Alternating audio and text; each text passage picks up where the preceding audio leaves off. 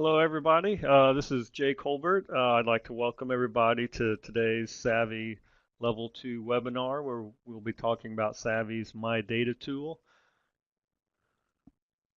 Let me just do a quick sound check.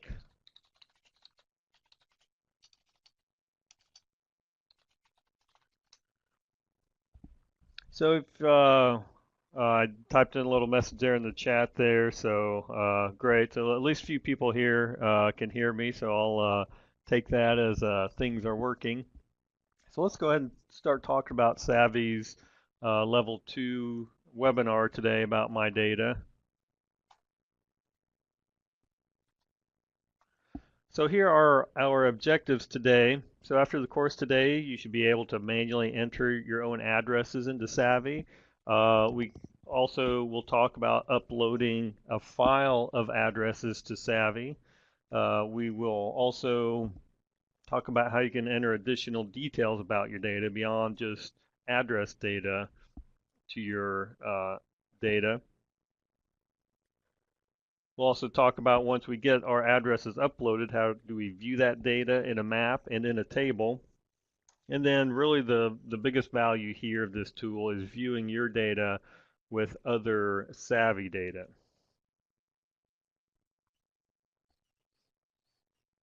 And also, if you have any questions today, feel free to type them out in the chat log. I'll do my best to keep an eye on that.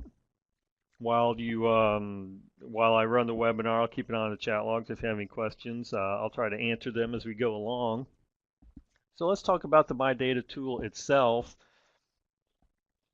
The My Data tool basically allows you to upload your addresses and see them on the map. So mapping your own membership, data, program participants, and community assets against SAVI data can help you and your organization learn more about how to serve your constituencies and community more effectively.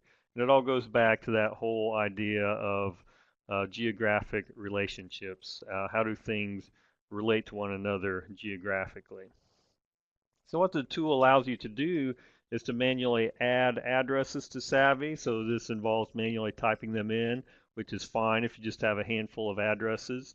More useful generally is uploading a list of addresses to SAVI. So if you store your addresses in Microsoft Excel or Access, you can export those addresses to a specific format that we will talk about today. And then you can just upload large chunks of addresses at a time. And really the main reason we do this is so we can map your address data with other SAVI data. So if you're running a program and you have all the program participant addresses, you can upload those addresses to SAVI and see if these people are in certain types of areas in the city. You know, are they dealing with high poverty neighborhoods? Are they living in high crime neighborhoods? And so on.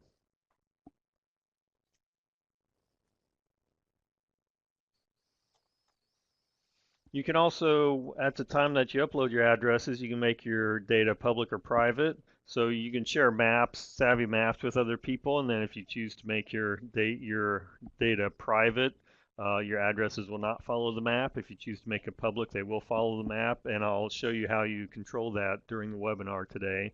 You can also add extra information to your addresses, such as phone numbers or URLs or number of people at this location to start to give some context and detail to your own data. Then you can also edit and delete individual addresses once you have them uploaded.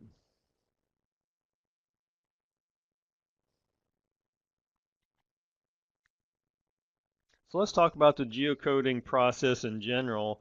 And really, geocoding is the process of assigning a geographic coordinate to any address. So we're all familiar with the idea of typing in an address in Google Maps, and then they show us a little point on the map where that actually is. And it's all just the same thing. We're just determining where on the map or on the street this particular address is located. Keep in mind there are some limitations here, so we'll never be able to geocode things like a PO box. Rural routes are funny. Sometimes we can get them, sometimes we cannot. Apartment numbers also do not get geocoded. Uh, Now the address itself will certainly be geocoded, but what you will typically not get is, a point moving around based on a different apartment number. Also, other streets tend to geocode worse than others. So if you're entering in a lot of state roads or U.S. highways or county roads, those will tend to have a lower match rate than more typical street names. So just be aware of that. We do the best we can with those addresses. But just keep in mind, if you're working in more rural areas, you might see some issues crop up.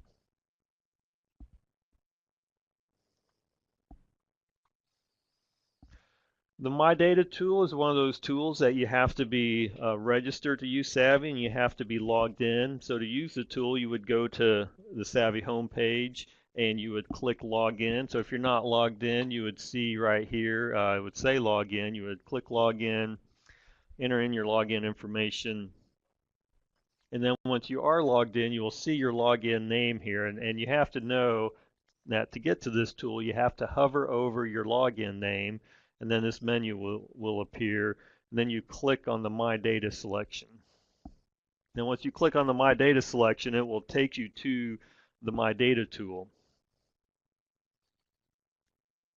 which is this page that we see here. And then this all starts with the Add Addresses button. So at this point, you would click on the Add Addresses button, and it takes you next to the disclaimer. So the first time you use this tool, go ahead and take a moment to read that disclaimer.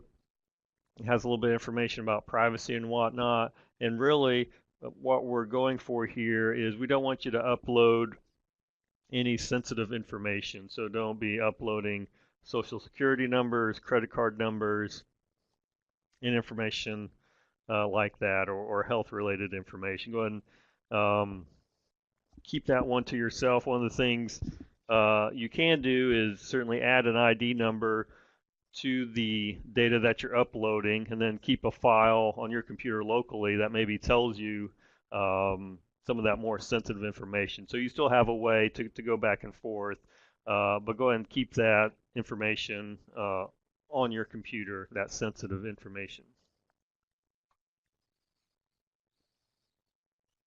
So also, when you read through the disclaimer at the bottom, you will be given an option of making your data public or private. So it will ask you, do you want to allow others to view the data you're uploading, or do you not want to allow them to upload or to view that information that you're uploading?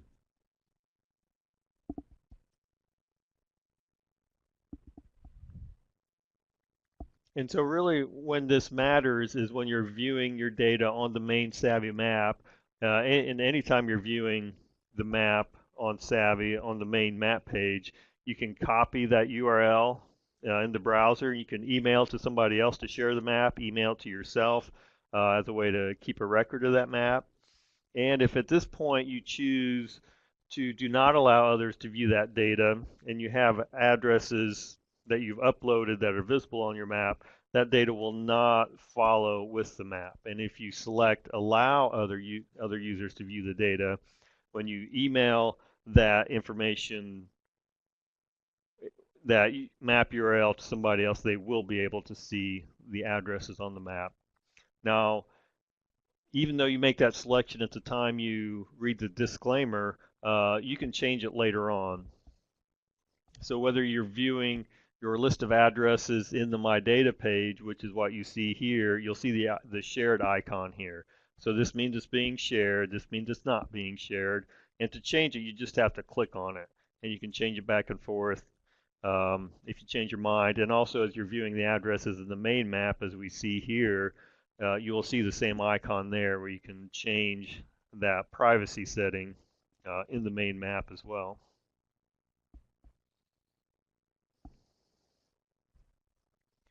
So we've clicked on that Add Addresses button.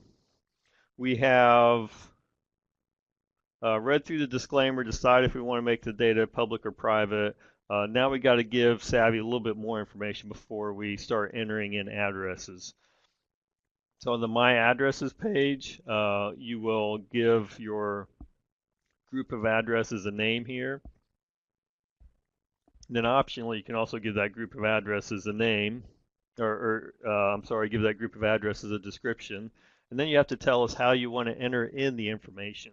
So you can either manually enter in the addresses, which is fine if you just have a handful, and then also the other option is uploading an address file that has a lot of addresses in it.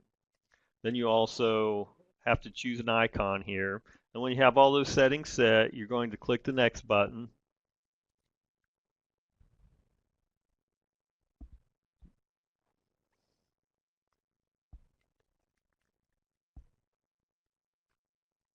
So here we are telling the system that we want to manually enter in addresses.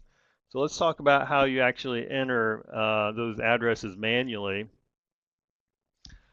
So first of all, you have to tell us how many addresses you want to add. So if you're not sure, just kind of guess high. So you got some wiggle room in there. And so at a minimum, I need information, the address information, so we can figure out what the address is and figure out where it falls on the map. So that's basically the address, the city, and the zip code. And then also, you're going to give each address a name and a description. And that name and description need not be real complicated. You can just, as a filler, you can do things like address 1, address 2, and so on. Or you might want to have something in there that more closely identifies what that actual address means. Now you also have the option of adding up to 10 custom fields, and these are things that are beyond the address information. So there's lots of examples here: phone numbers, website URLs, number of people at this location, and so on. So you would type in what that custom field is, and then also what data type it is. So your data types here are going to be text, or a number, or an also a date time field as well.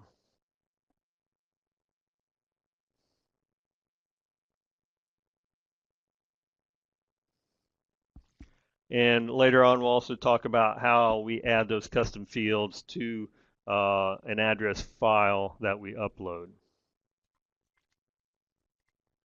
So here we are entering in information manually. So if you choose this route, you're going to be typing in all of this information manually. So again, it's fine if you just have a handful. But notice here that we have a name here, which is just basically a one-up number system here, and then a description that in this case describes what neighborhood each of these addresses are in. And then we also have the street addresses.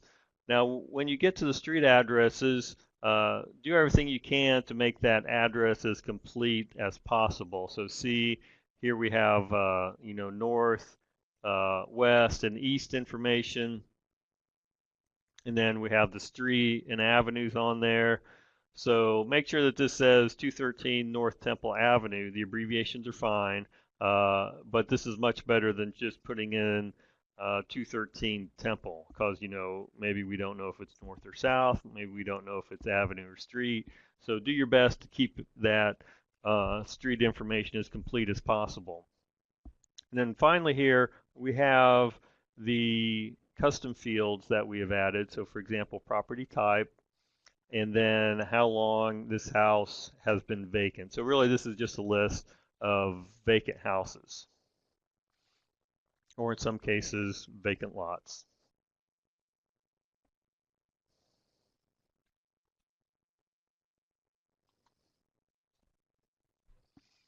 So that's adding addresses manually, and I'll show an example of all this coming up. Let's also talk about uploading multiple addresses from a file.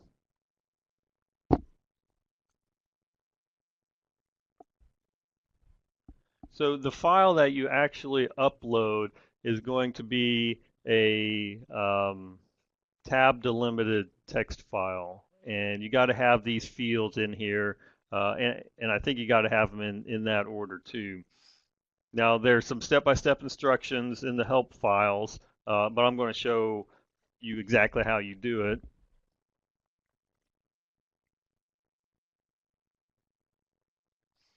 So typically you're going to start with these addresses in Excel. And so I have an example file here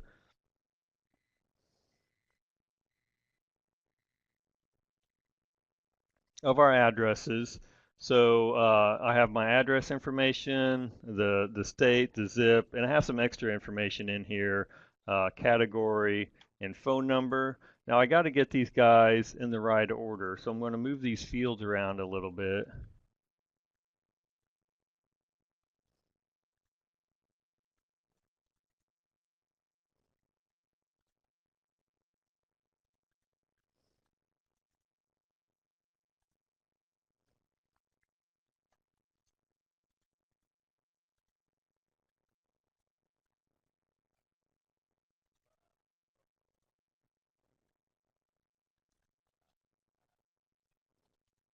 And I'm going to insert a couple of fields here because those first two fields I need have to be name and description.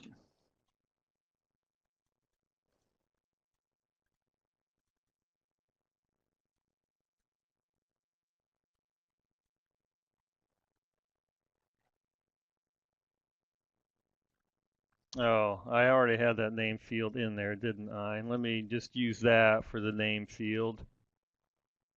I can get rid of this name field. And then for description, I'm just going to set that equal to the name. So you could give it some other information there if you wanted.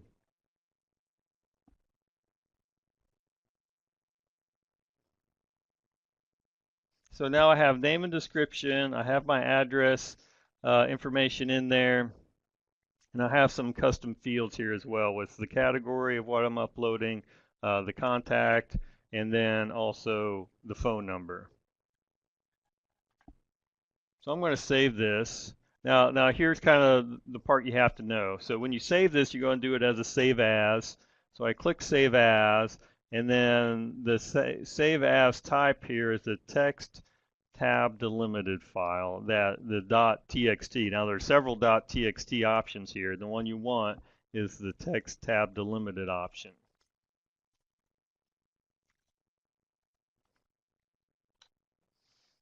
So then I give it a name, and then I'll click save.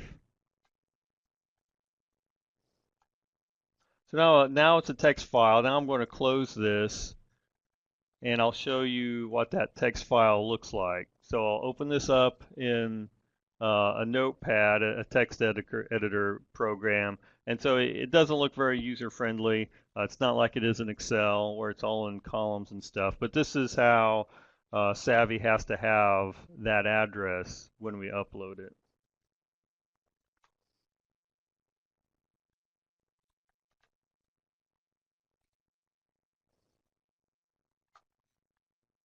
All right, so let me go back to the slideshow.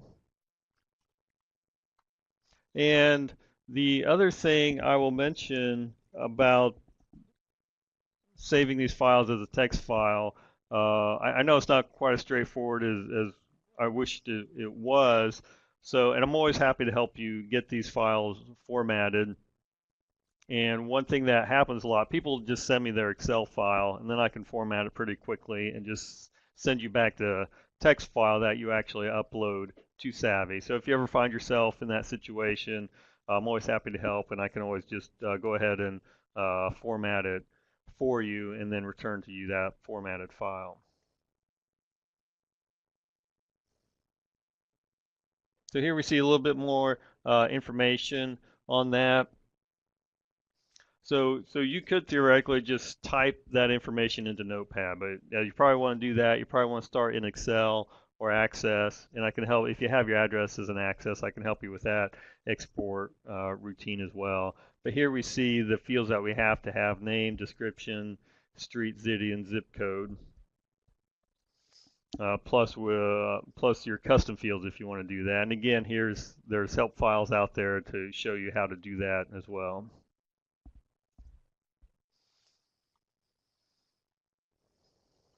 So I gave you that live demonstration of how to format the file, and I will do another one here coming up on the actual uploading of it. Let's go back a little bit and talk about the custom fields and adding that additional information. And this goes back to the manual upload of addresses. So not only can SAVI upload your own address data, we also allow you to upload that additional information about your addresses. So again, phone numbers, websites, number of people at programs, at this program, and so on.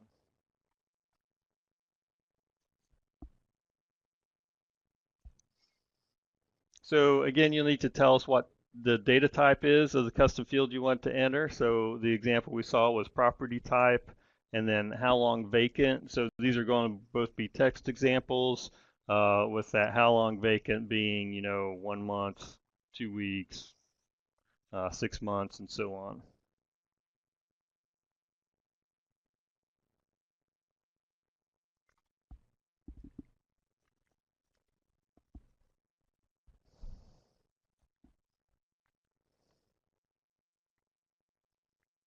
So here we see that example again where we're putting in our address information, and then we also, while we're manually doing these addresses, we enter in the property type and how long it's been vacant. So, and I will show examples here. So, but either way, whether you've done this manually or you've done this uploading a file, you now have some of your address data in SAVI. So now we will talk about things that we can actually do with the data. So in this example, we have, we're back on the My Data page, and we have uploaded a couple of sets of addresses, and now we want to start doing some stuff with it. And mostly what you're going to want to do is to view this information on the main SAVI map. So here we have these action buttons over here where you can start doing some things with your map. You can edit it, so if you want to change your icon, you can click that edit button. If you want to view it on the map, that's as it's highlighted here, you would click that map button. You can also view it in a table, and you can also delete groups of addresses as well.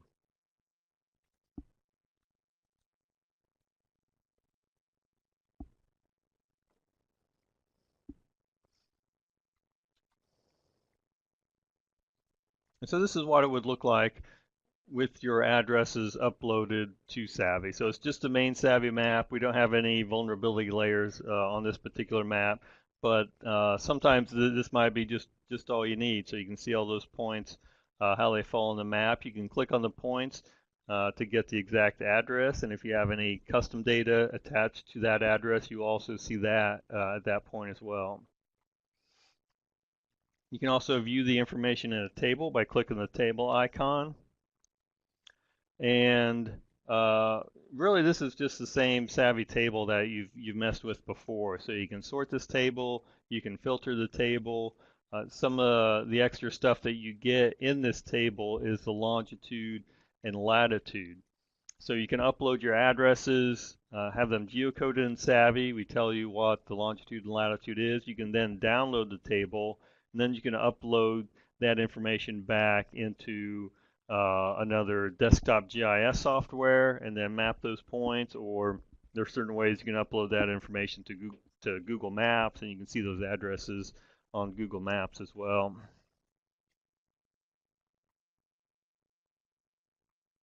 So really though, probably what we want to do is to view your data with the other SAVI data. And so keep in mind, when you're viewing this data, you're just viewing on the same main SAVI map. So you can add other vulnerability layers, other asset layers, such as library, schools. So are your addresses close to other SAVI assets, such as libraries and schools. And you will see your addresses under the legend down a couple of options, and I'll show you here under a section called My Addresses. And then you can turn your addresses on and off along with multiple groups of addresses. So you can have several, you can upload several groups of addresses to SAVI and then turn them all on at once, turn a handful of them on, however way you see fit. Now there's tutorials covering all this under the How to Use SAVI tab, and then Overview, and then you scroll down through the tutorials to find My Data, and there's also a separate tutorial for formatting data to upload. That's going from Excel to that text tab delimited text file format that SAVI needs to have. So let me kind of show a couple of examples here. So here I am on the main SAVI page. I've logged in, so I see my login name here, and then I hover over it, select the My Data tool. You see I already have some other addresses here, but I want to add in another group of addresses here. So I'm going to click Add Addresses. Here's the disclaimer. Read through the disclaimer. Keep the private information to yourself. Do I want to share this information or not share? Make your selection and then click I agree.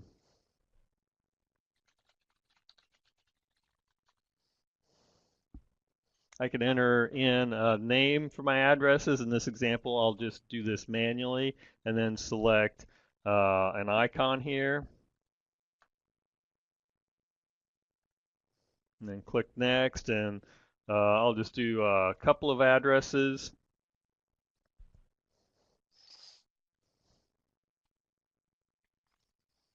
And at the bare minimum, we're on the hook for doing these guys because we're going to have a name and description plus the address information.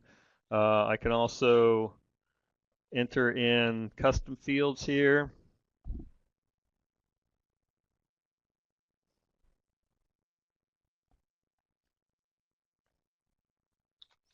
So I can enter in something like phone number. And is that going to be a text, a number, or a date time? That's going to be a text. And so I've selected a custom field here. I've told SAVI how many addresses I want to do. And then I go next. I'll just give some silly little descriptions here, but you can imagine that you could give these more complete description as well.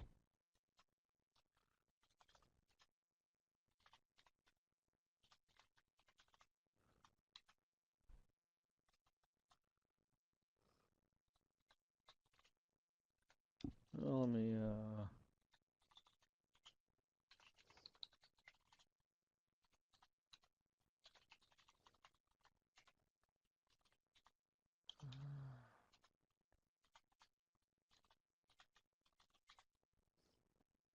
so I've entered in my information here. I've given some custom information with the phone numbers and so on. I've made my addresses as complete as possible. So now I want to see these on the map, so I'm going to click the Find Addresses button. And then here we go. We see the results on the result map here. Now, the other thing to keep in mind, sometimes for whatever reason, it won't show the addresses right off the bat. Then you gotta, usually it does, but if you don't get any results there, you got this show results on map button here, which is kind of a backup. Usually you don't have to use it, but if you don't see any results there, you can click that and get the points on the map. So it'll tell you how many addresses it found successfully. So I found these two addresses successfully. If it did not match any, it would show you that information below so you can kind of see which addresses don't get geocoded. And at that point, you can go back, maybe figure out what's wrong with your address. Maybe there's a spelling error. Maybe you didn't have a north-south directional on there that needs to be added. So you can go back and fix those addresses, but you are on the hook at that point, kind of redoing it all. So again, you can see the value of doing the file version of it, so you can make those changes once and then um, have them stick later on. So I got my two addresses here. I'm happy with how they are. I can click the close button. And then sometimes you will have to refresh this page to get those new addresses to show up. So there they are, my new addresses, webinar addresses. So now let me show you the other way that we can upload addresses, and that's with that text file. So I'm going to click Add Addresses again, read through the disclaimer, click I agree. And these are going to be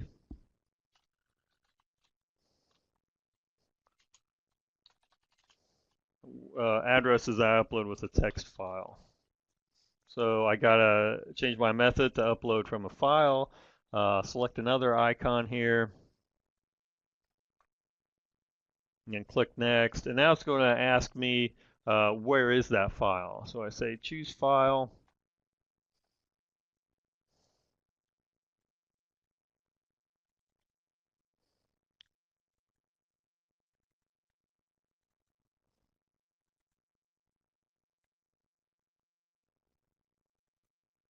And then I have a file here that I had prepared before that I can upload.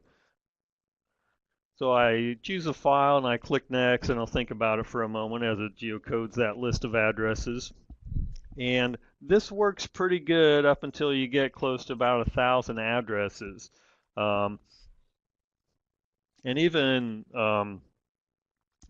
so that limitation with 1,000 addresses, a lot of that is based on how good your computer is. So if you got a newer, faster computer, you can probably get away with, three or four thousand addresses. I think the most I've ever done here is like 5 or 6,000. And it works okay if you got a really good computer, because the limitation there is how fast your computer can figure out where those XYs fall on the map. So if you're using an older computer, slower computer, you might really struggle when you get beyond 1,000 addresses. So we see those addresses on the map. We see that we successfully got 36 of those addresses. And additionally, we see there were some failed addresses as well. And so here we can start looking at the addresses. Maybe there's something wrong with them. For example, this address has some extra information in there that looks like the name of the place, so it's screwed it up. Here we see there's a misspelling, so we could fix that in the file, re-upload it. It didn't get North Tremont because maybe it's can't figure out if it's street or avenue. And then some of these others you might not be able to get at all. Sometimes the geocoder just isn't going to get it. Maybe it's an address that's just so screwed up we can't even fix it or whatever. But anyway, we got 36 out of 41, so that's really pretty good. Um, so now I'm going to close that, refresh this page, so I can get those new addresses to show up.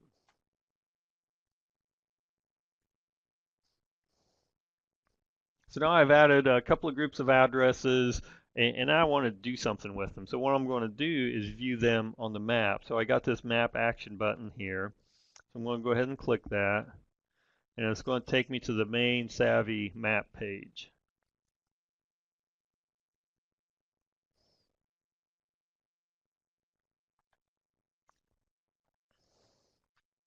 Now, let me stop and answer a couple of questions that come up. So I mentioned that record limit. So it's not a hard limit, and it depends on how good your computer it is. And if you have a good computer, you can probably go 5 or 6,000 addresses. Also, you have to be patient that first time you upload them, because it'll take longer to geocode those. And the other question is, can you change how the point is displayed based on the record type? So you might upload a series of addresses, and some are, type 1, type 2, and so on, and you want to use a different icon for each of those types. The short answer is no, you can't do that. But the longer answer is yes, you can, but you would have to do some legwork on your own ahead of time and basically create 3 separate files based on the type, and then upload those 3 files, and then you can change the icon for those files, and that's how you would, in practice, get those 3 different types to show up with different icons. So here I am on the main SAVI map, and if you scroll down below the legend, you'll see your list of addresses shown here. Now sometimes these guys will have minds of their own. You'll turn them on, and you'll do something, and they'll turn themselves off. Um, So you might have to go back and turn them on and off a few times. But you can have multiple addresses here, multiple groups. So you can turn on several different groups here, and you will see them all on the map. And so this is kind of how you would, if you have different types that you want to show differently, this is kind of what the map would look like. And again, at this point, you can interact with these guys. You can click on it once to get a little bit of information. If you click View More, you will get that additional information as well. If you had supplemental information like those custom fields that we've talked about, you would then see it here as well.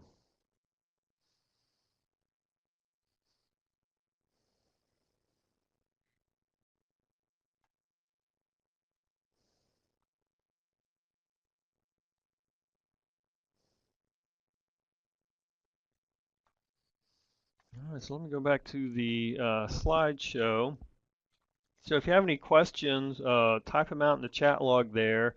Uh, the other thing I would like to do is for you to kind of practice what you've learned here. So there's a student exercise here. In your email before, you should have received a link to download a file that has some of these files that you'll need for the student exercise. So I'm going to go through the student exercise, explain it, and then I'll give you a few minutes to try and do it on your own, and then I'll come back and I'll walk with you through the solution on how to do all this. So first, you should have a YMCA Excel file. So you should have this in your downloaded file. I want you to save that as a tab delimited text file, like you saw me manipulate that Excel file before. And so if you get stuck with that Excel file, you can't figure out how to convert it, we've also provided you with the text, the resulting text file that you can use to upload. So if you're successful with your own file, go ahead and upload that. If it complains at you or you get stuck, go ahead and upload the text file that we provided with you. So then I want you to view those YMCA facilities on the map. And then also to put some context with the data, again, we're talking, always talking context here. I want you to add another vulnerability layer to the map. So we give you an example here, total juvenile offense charges by census tracts, and then view the YMCA facilities along with the juvenile offenses, and then determine if there's a higher or lower concentration of YMCAs where the total number of juvenile offense charges is greatest.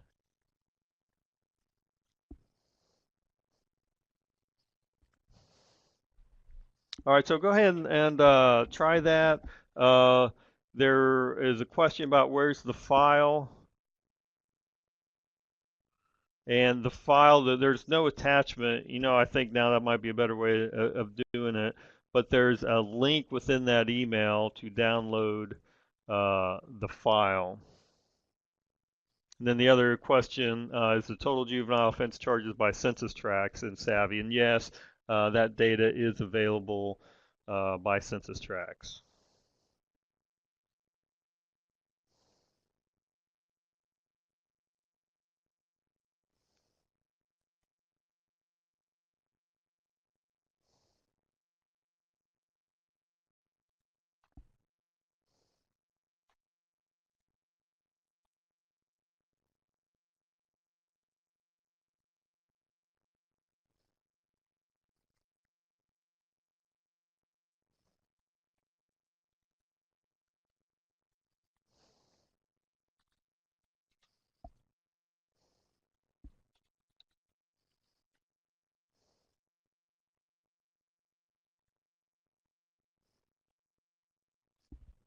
So sorry, I'll give you like 5 minutes to do that exercise, and then I'll come back with the solution.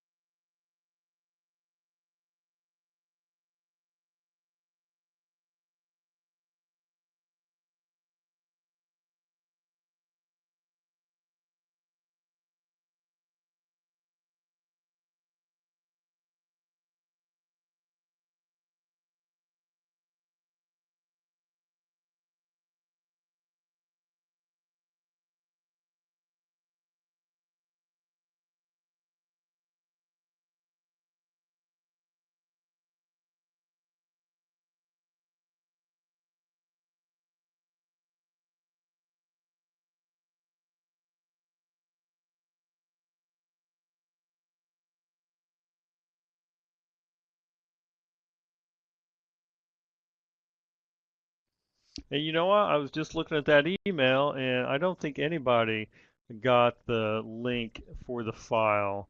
So let me find that. I apologize for that inconvenience. I will figure that one out and send everybody the file. I'll just put the link in the chat log there.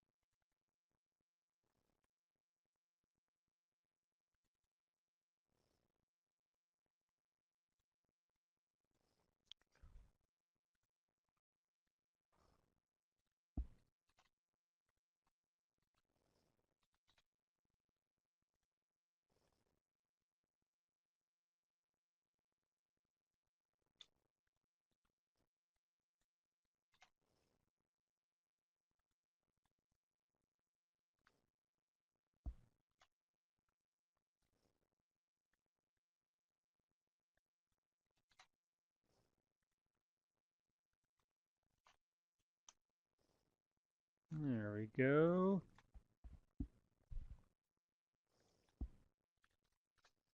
Okay, there's a link in the chat log there where you can download the it's a zip file that has the Excel file and then the text file. So I apologize for that little bugaboo.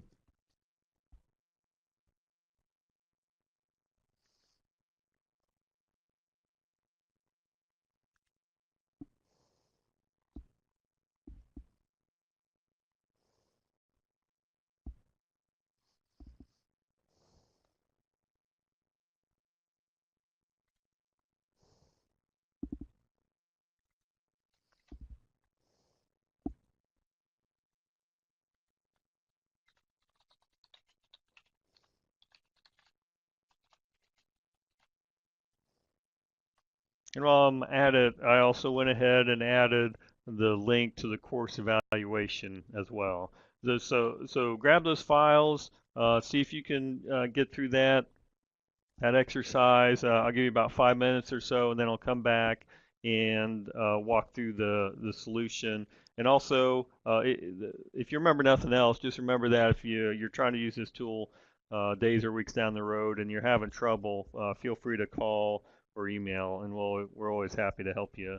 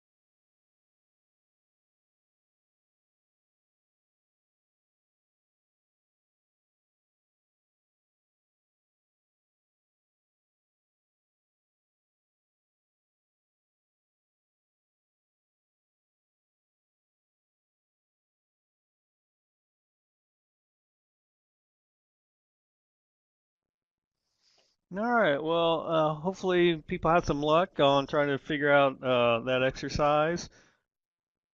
So, okay, there's a question here. Where do we find the juvenile offense charges info? Let me go ahead and cover that one first. So, if you made it to the main Savvy map, you can do the Add Items button here. So I'll click Add Items. And then it's a matter of drilling down through the categories, and we'll find this information under Public Safety, and then Juvenile Crimes, and then total charges, so total juvenile offense charges. So I click that, click the next button, and then I got to tell Savvy how I want to see that information. So I want to see that as census tracts, 2010 census tracts. And then I forget if I was exactly saying which display type here. I'll go ahead and do per square mile. Then the most recent year we have here is 2015. So I just set those settings and then click the finish button,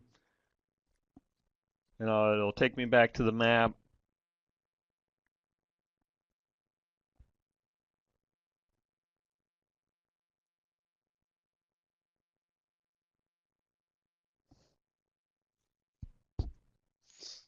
There we go. And so it's not, you might have to turn another layer off and then turn that new layer on. Then that's how you get that vulnerability layer there. So let me step back to the slideshow and talk about the answers for the student exercise.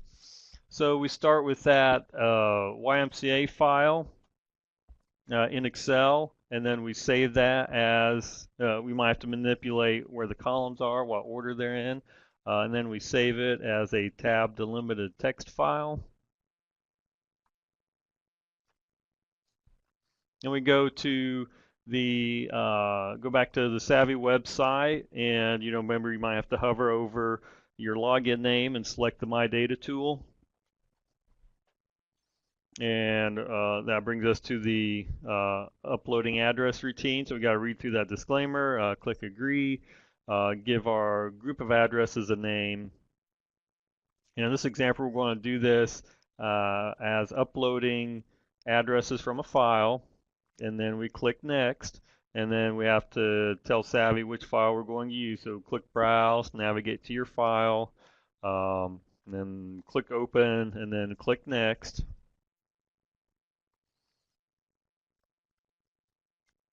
And then here we are back on the resulting map, the result map, and we see our icons on the map. It tells us 9 addresses were successful, and also we didn't see this before, but it will also tell you if there were repeated addresses. So for whatever reason there was a duplicate address in here, and Savvy tells us that. So we say okay, and then we go back to the My Data page, and we got to click on that map icon for the addresses we just uploaded, and it takes us to the map of those YMCA locations.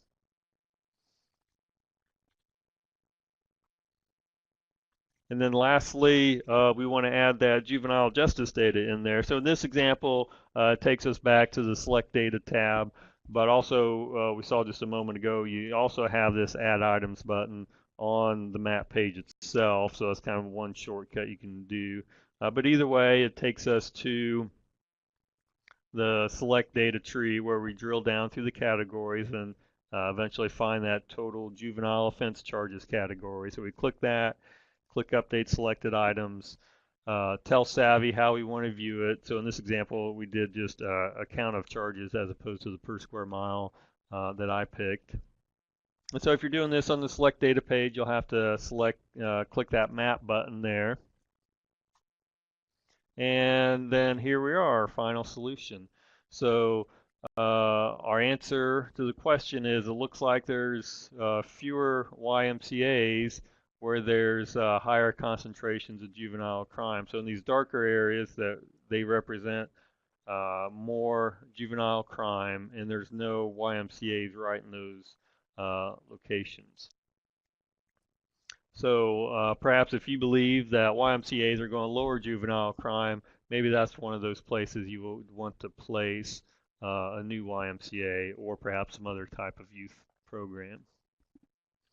So I think that's it. If you have any questions after today, especially with formatting those files and uploading them, let me know. Here's my email and phone number. And on days that I'm not in, if I don't respond quickly, you can also contact the generic SAVI contact information, the email address, and the phone number. And that contact information will at least get you in contact with somebody who is in on that day.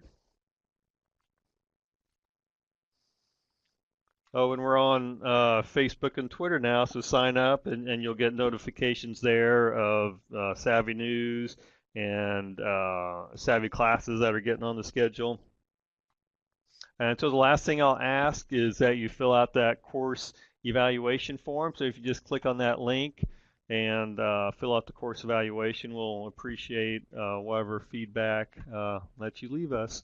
So I'll go ahead and hang out in the room here for a few minutes in case anybody has any questions. Type them out in the chat there.